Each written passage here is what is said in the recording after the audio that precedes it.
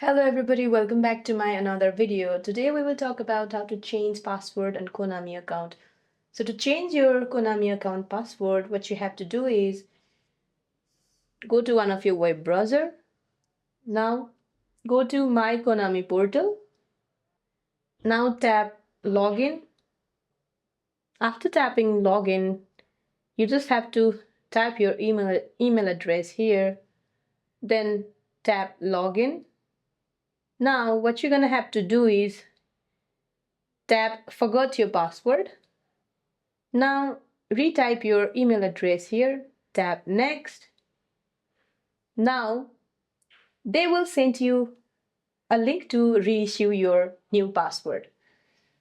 So after getting that password, you just type your password by getting back to this page and complete your process. So that's it for this video.